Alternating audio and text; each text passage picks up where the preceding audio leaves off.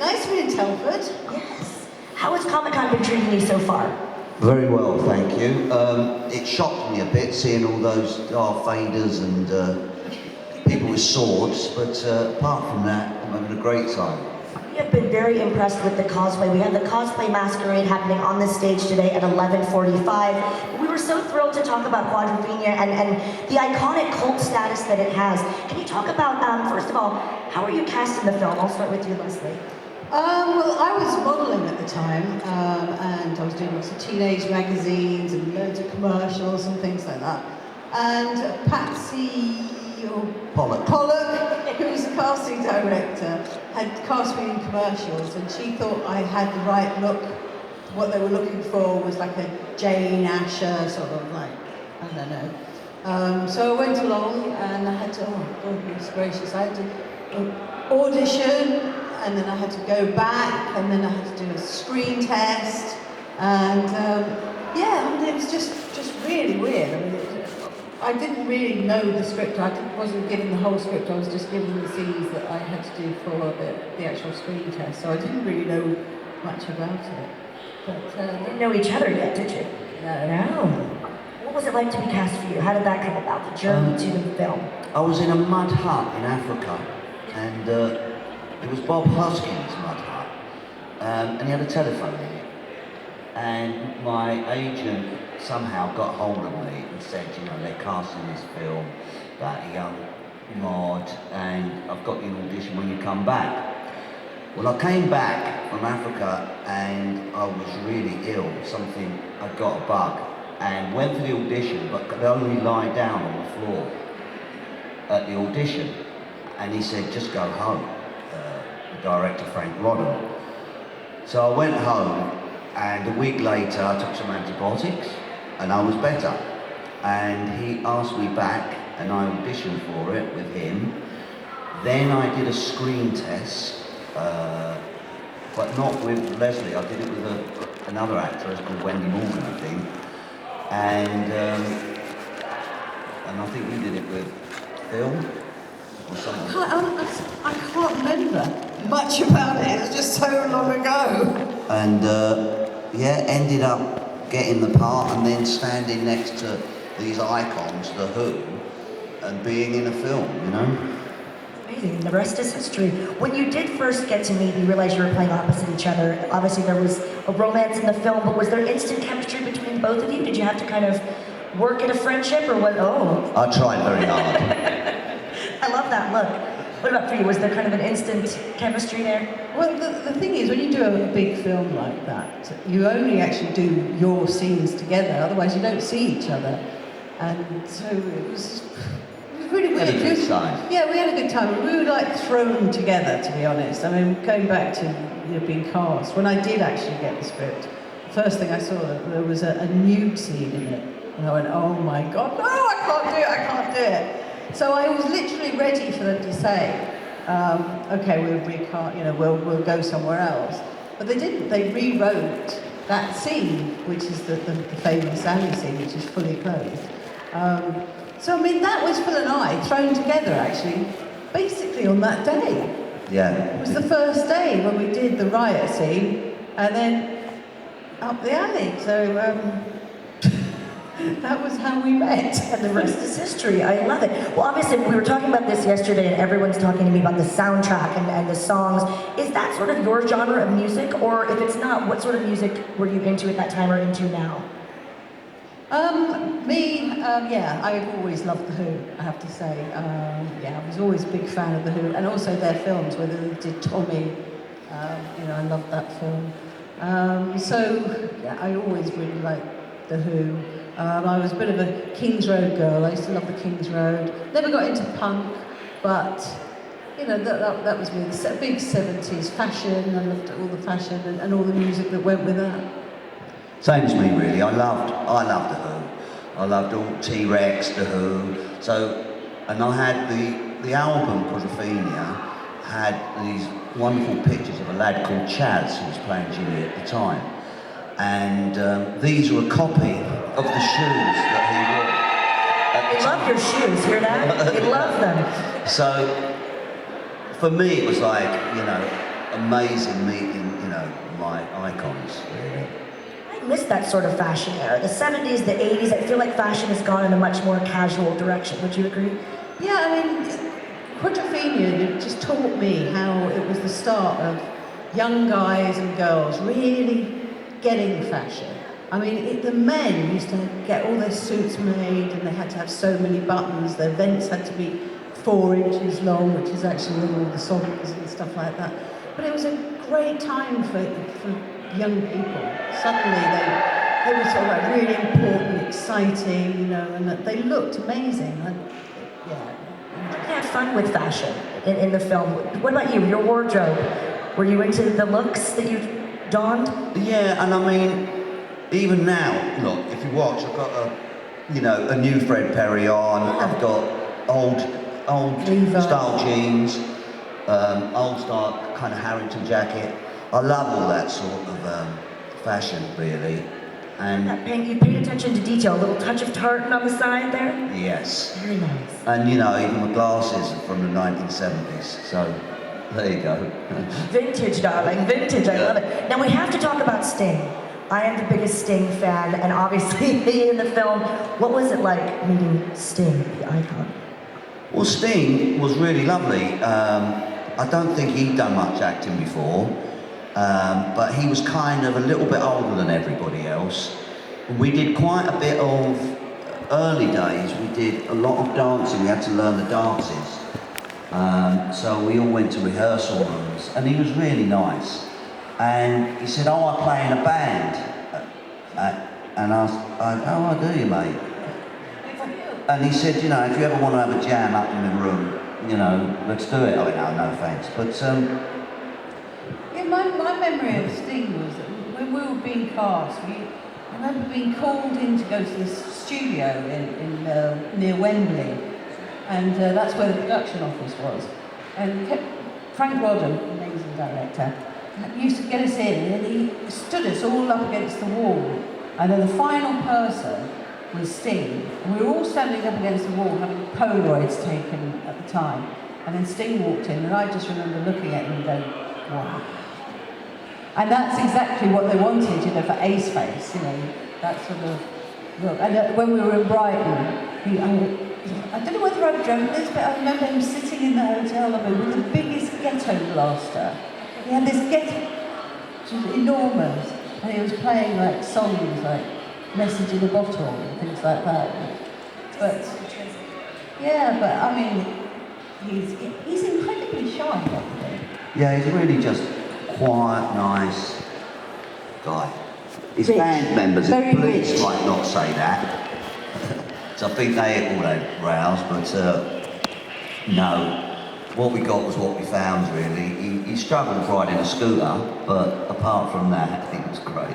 No one is cooler than Sting. He just exudes this cool. Now, guys, I could fangirl all day, but we want to make this interactive, so we've got a microphone up there. If you want to stand up and ask a question, please feel free. Every time it's the first panel of the day, everyone's very shy. And by the second or third panel, they go nuts and they're asking all the questions. So please come on up and ask a question. Question from me, though. So obviously we're here about your iconic film, but what films and TV shows are you currently watching, if any? Bridgerton. Bridgerton! Any Bridgerton fans? Yes, it's so good. And the fashion, right?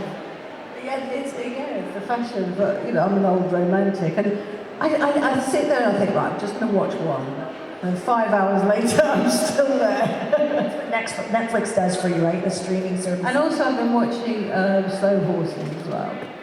Yeah, that's Gary Oldman. That's good. He's so good, Karen. There's the extremes. There's all the the costumes of Bridgerton, and then Gary Oldman dressed doing Slow Horses, where he's like this real. It looks like a down and out. Yeah, and he farts. really changed characters. He's like a chameleon in his films. Yeah. Anything you're watching currently, or anything that you? Well, I really like Dinner Date. Ooh. And but what I have been watching, and I did one of those things where I started watching and carried on watching again, was Twin Peaks, which is quite an amazing feat. Some brilliant acting. So I've been getting into that really. Well, you mentioned Gary Oldman, one of my favorite actors of all time. Do you have any favorite actors that really inspire you, that you enjoy watching? Well, I suppose when I first started, what was good was there were real actors starting to come along in America, like Pacino, De Niro. So I felt kind of akin to that sort of thing, and that you could be a working class guy and become an actor as well. So those guys had a bit of, you know, they had a big thing on me, really. Yeah, it's difficult for me. I mean, I love watching Kate Winslet. I love watching the way she acts. She's just effortless. And again, all the old films with Al Pacino and Robert De Niro. Just Peter Sellers I used to love watching as well. His comedy timing was unbelievable. Couldn't agree more about any Kate Winslet fans here. I was just watching her interviews with Vanity Fair. I went to Reading once, where she's from, and I said, well, where's the Kate Winslet statue? She deserves one. Where is it? There is none. And at least not yet. We've got a question from a lovely lady here on the right. Good morning. Yeah, feel free to take that down if you'd like. Apologies, my voice is a bit. The listening party, however, after filming on the quads and all that, did you guys ride motorbikes yourselves after? I'm a fellow bike rider, I'm a motorbike rider, but I remember the thing, but we were like, you know what, I'm gonna ride motorbikes. Yeah, we had to all learn to ride Yes. these scooters. Well, I didn't have to learn to ride a scooter. He had to learn how to ride a scooter. I had to learn to ride a pillion. That's the first time I ever heard that word. Yes. And a rather dishy policeman had to teach me how to ride pillion. And he just said, okay, you have to get on the back of my bike. And then I looked around, and all these guys were laughing at me because I'd just been literally taken for a ride. Yeah. So did you buy yourself your own bikes after? Were you like, I like this lifestyle, or? Yeah, I'm terrified of bikes. I've had quite a few in my time, and I've got a 1962 scooter now, Okay. but it sits in a garage, mainly. Get it out, get it out. I'm going to get it out. Yeah, yeah. I have to, thank you, great question. I have to ask, did you just say dishy? What does that mean exactly? Like cute? Yeah. Oh my, can I steal that? That is my favorite new word. Rather dishy. I love it. Hi there. Hi. So this is for Phil and Leslie. Hi, nice to meet you, by the way. Nice. So I run a YouTube channel, and it's about visiting like my favourite film locations. And I'm going to go and do the quadrophenia film locations. I was just wondering, did you guys ever end up at some of the old sites where you made a film, and what sort of feelings does that invoke when you see it? If you do. I think the problem is with quadrophenia that the landscape has changed on the whole. You know, where the dustbin, all that stuff was, it's all been knocked down and modernised. But I have been back to Jimmy's house. Oh, really?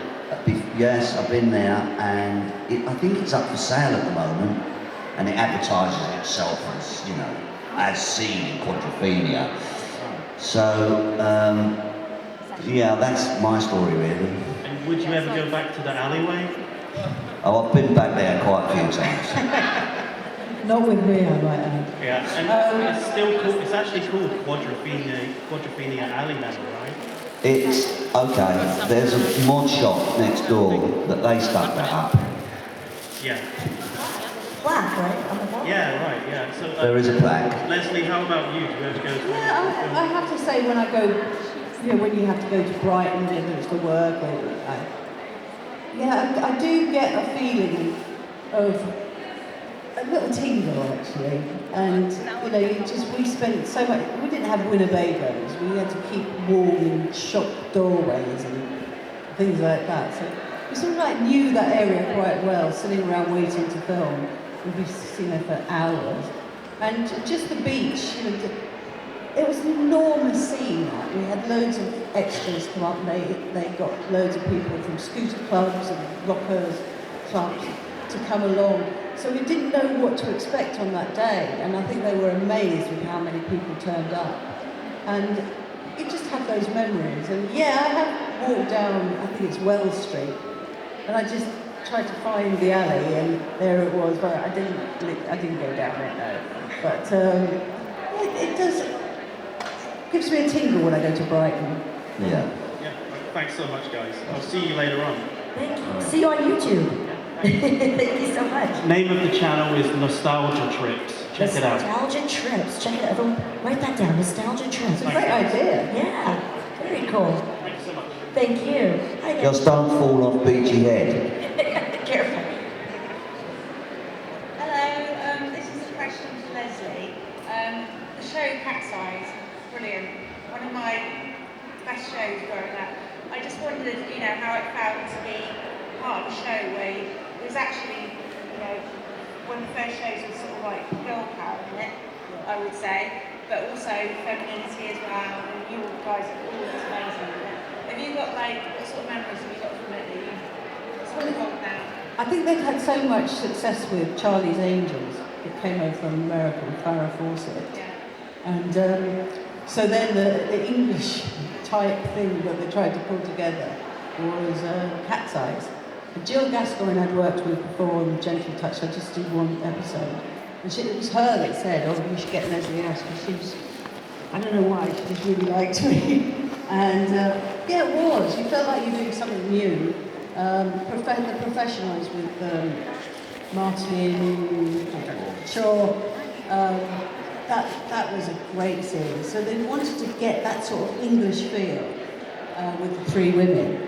And it actually really worked and was really fun to do. I mean, who doesn't love working with stuntmen, Peter Bray, and doing all these fights? And I learned how to do a handbrake turn in a car, and it was just real fun. And you could go crazy with whatever you were wearing. I remember I was backcombing my hair and trying to look as punky as possible. But the character, Fred, that I played was meant to be a computer genius. I've never even touched a computer. So, yeah. But Jill Gascoigne, bless her, yeah, she was unbelievable. I had such fun on that. We used to do about 30 episodes a season. Yeah, it was Yeah. Yeah, I've got great memories. Well, finally, there's someone out there that likes Cat's Oh, thanks. No, I loved it. Great. Thank you very much. Thank you. Thank you. We love a bit of girl power, don't we, Telford? Love that. Hello, good morning. Hiya. As a baker, I had a couple of relatives and quite a few people I knew that was on that beach. Are the legendary talks true about the fights? I think we weren't really hitting each other. It was just well done. I mean, there were horses coming on the beach. That was more scary than anything else. Was that me and Leslie always had Two stuntmen. two stuntmen by us dressed as mods, just to make sure we were all right. But people, there were guys who would go out for a pint of milk and then go down to Brighton to just be in it. So I don't think we reenacted some of the stunts, but I don't think no one got hurt, except one of the stunt boys broke his leg or his arm, and that was falling off a bike when there was a bit of a mistake when the mods and the rockers just smashed into each other. So when I go out for a pint with them now, I can say I officially know and I'm talking rubbish. It was again Peter Braham, stunt coordinator, wasn't it, that did it, and he did a fantastic job. There were so many people. It's amazing. Thank you. That's all right. Thank you. Hi, this is a question for fun. How did you end up singing on Parklife? We were talking about this earlier. What a gig. I used to play football for the new musical, Melody Maker first, which you're too young to know, but Melody Maker I played football for, and then NME, and the editor was the manager, and he said to me one day, some young band want you to sing a song called Blur, and I've gone, I've never heard of them. And he said, don't worry, I think they're going to be quite big. They're big already, they've done a couple of albums. So I got Damon's number and we talked to each other on the phone, and he said, look, here's a song, sent me a tape of what they had, said, did I want to do it? I said, why not? And I went to a studio in Chelsea and did it in about half an hour. And the rest is history, if I may use your term. You may. And you know, it's been amazing. I've been all over the world doing it. I've been, you know, we did it at Wembley last year in front of 90,000 and 85,000 people. And as soon as I walk on stage to Parklife, the audience go absolutely mental. It's one of the best feelings you could ever have. So, you know, I thank Blur for that. Thank you. Someone had to ask about park life. It was going to be me if you didn't ask, and now it's stuck in my head. It's been stuck in my head all day, actually. If you guys are just joining us, we have time for a couple more questions. Just approach the mic there, the standing microphone. But a question for me, we were talking about actors, and you mentioned Bob Hoskins. Can you give a little insight into what it's like to hang out with Bob Hoskins? What a talent. He was great fun, Bob. He was nobody's fool, and you know, he played some quite hard men in his time, but as a man, he was a very, very gentle guy. But if he growled at you, you went, oh my God. He was a lovely man. I worked with him in Africa, like I said. We were all redcoats and in the army, and we had to cross Rorke's Drift, which is in the Zulu War, and it was a massive scene. With thousands of people, extras, everything, and it was set in 18 whatever, and he crossed it in a pair of sunglasses, so they had to reshoot the thing. Was that Zulu? Yeah. Zulu Dawn. We're talking about Bob Hoskins, we were talking about Sting, and I said that I would be very starstruck to meet Sting. Is there anyone that you've ever met or worked with that you were starstruck by? Phil Daniels. Oh, good answer. That's what he's paid me to say. Leslie Ash. Do you know what I like? People would think I wouldn't. I really like Ray Fiennes. Isn't he great? He's really good. You know, Budapest Hotel, what a performance. In Bruges, you know, those sort of things. So, yes, I'd like to have dinner with him. I think I was lucky enough to do a Pink Panther film. It was sadly after Peter Sellers died, and Ted Woss played the lead in it. But Blake Edwards was amazing to work with. He just loved the whole thing about film and the crack that went behind the scenes. You know, he just loved all the stunt guys and his crew. You know, it was fantastic to work on that. And in that, I remember walking into makeup in France. We had to do a bit in France, and there was David Niven sitting there. And I just thought, my God, I'd never ever thought I'd ever be in the same makeup room as David Niven. And he was just such a gentleman. Yeah, so I have to say I was a bit like that. Was he dishy? He was dishy. Dishy? Dishy. Hashtag dishy. Yeah, he was pretty old in those days. He was having his toupee put on. Yeah, blown that. We know that you guys have been meeting all of your fans here in Telford, and I know you've done Comic Cons before, but what is it about the film that you think is so enduring and has such a cult following? I think it's because it's about growing up and about boys and girls growing up, about fashion, and it's got really good music. So I think the combination really worked. I mean, it's so different from Tommy because Frank Rodham, the director, went for a very different style. He went for kind of a documentary style, and he cast it like that. And I think that's what made it work, and that's what you can find in the film even nowadays. Yeah, I think absolutely. It's just like quadrophenia, 4 personalities, you know, that Phil played absolutely brilliantly.